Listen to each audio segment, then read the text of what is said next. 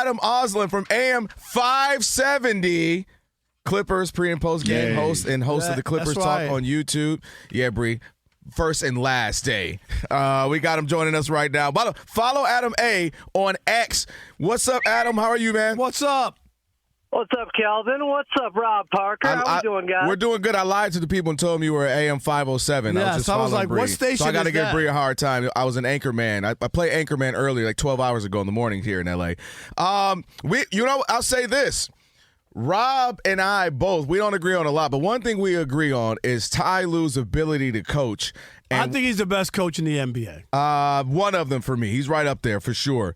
And here we are with the Clippers. You lose PG-13. You lose Kawhi's in and out. You know, it looks like a season that's going to go down the drain, and it ends up not being the case. As they're sitting here right now, 27-20. How is Tyronn Lue able to get this team to compete and win so many games? Well, first he brought in Jeff Van Gundy. He got a little bit old school as kind of the defensive coordinator for this Clippers team. And I've been saying all season long, #JBG for MVP, because Jeff Van Gundy has been that good for the Clippers. They got the second best defense in the league, guys, and they've had Kawhi Leonard for 9 games so far, a 2-time Defensive Player of the Year winner. So they kind of built that identity. They figured things out. Basically, every night the Clippers know who they are more than the opponent does. They just know a brand of basketball they want to play, so they have a higher floor out there.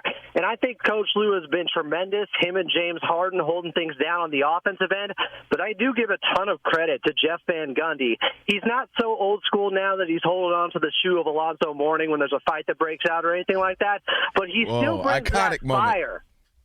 Yes, I believe it. I mean, I once remember when I was covering the Knicks, and Jeff Van Gundy was an assistant coach. Now, you know, I don't know how tall Jeff is, 5'0" or whatever he is.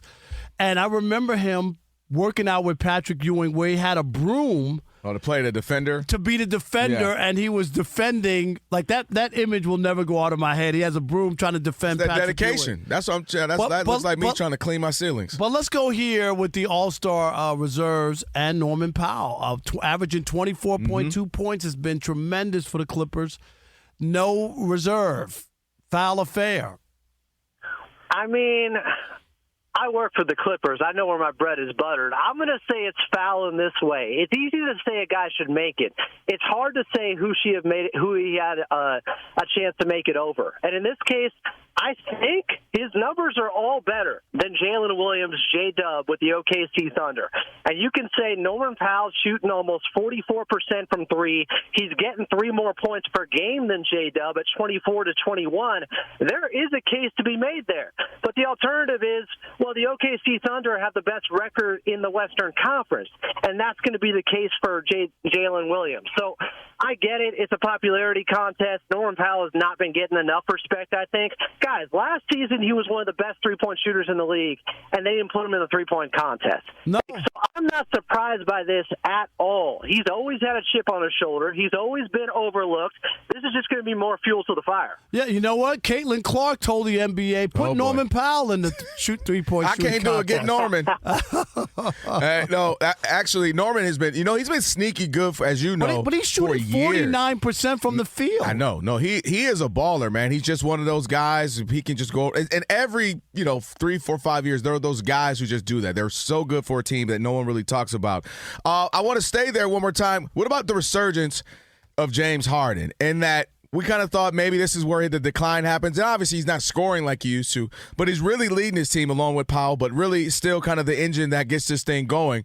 What do you make of him? Kind of remember they asked him in the offseason, he said, I'm the system. Yeah, and I mean, it makes sense that he gets the nod in the Western Conference All-Star game over Norman Powell, because Norman Powell's more dependent on James Harden than James Harden is on Norman Powell. He is the system. He gives you every night a floor offensively where you know how you're running your offense, and it's basically high pick and roll, but he's a maestro with that. He and Ivica Zubac. James Harden for them, who I think has only missed 2 games so far this season, has been Mr. Consistent. I don't know where this team is without him. They're 27-20. They've gotten 9 games from Kawhi Leonard so far. James Harden, I don't even know if it's so much a resurgence. I think it's just the right place for him with this Clippers team and Coach Lue. And now he is getting a little bit more love, and he wanted to be back in L.A. This is, of course, where he is from. So he's been a great ambassador for Clippers basketball, guys. I know a lot of people are apprehensive at first. They thought James Harden, the off-the-court stuff, how serious is he about the game? He had them in, personal, private mini camps going on with the rest of the squad this offseason, making sure all the guys were in line to get ready for a season where they knew coming in Kawhi was going to be out for some time. Yes, and I got to admit, I've been to the Inuit Dome twice. Mm-hmm. It's a spectacular place. Adam, I do have one complaint. Can you get to the big boss and get that? I know you have the big boss's ear there with the Clippers. Can they get better food? I just can't get over how the food isn't up to par to the arena. It's the same food. That's saying a lot coming from you. You know I'm a food guy. Okay. So it's the same food at every concession stand. That's boring. If I go to section 100, I could get wings. If I go to this section, I could get pizza. Yeah. It's the same thing, Adam. That's the only thing. That's the only complaint I have. I think they have different food in some of the different private lounges that a guy like you, Big I can't get in. Should be able to get into. Well, is it because of what happened at Dodger Stadium with you taking a bite and then putting the food away after you realized you had to pay for it? Yeah, that was a classic moment. But boy, I didn't know. I thought don't it was be doing free. that crazy when we get down to New Orleans. That reflect we're on our way me. Down there, right? Okay, they're like, oh, you know how they do. No, we do not do that. All right, Adam, let's switch gears real quick. We've got about 1 minute here. If you can answer this, we got the All-Star game coming up. We've been talking about this. Are you all in on the new format? I don't even know how to describe it. It's like this team, three teams, and that team beats this team, so they go to play with the other 4 teams. Are you in? Maybe I'm wrong. Maybe you like it. There's one good thing about this format, and it better come through. They need to mic up the coaches or the front office GMs with Shaq, with Kenny, with Charles. As long as those 3 have microphones nearby, and they're talking about the game while it's going on and maybe get the dump button ready, it will be better than it's been in recent years. That's the only thing that can save the All-Star game right now because the format has been a moving target. It's frustrating. It's annoying. But if you got Charles, if you got Shaq, if you got Kenny, we'll at least be able to laugh. And if the commissioner was really on his game, instead of trying to cut the game to 40 minutes, he could cut the All-Star game to 4 minutes. Okay, if you want to cut anything, can he cut the All-Star game? Unfortunately, that wasn't a bad one. You were good. That was a good one. All right, Adam. Adam, thank you so much. Appreciate you joining us. Follow him at Follow Adam A on X. Thank you, brother. Appreciate it.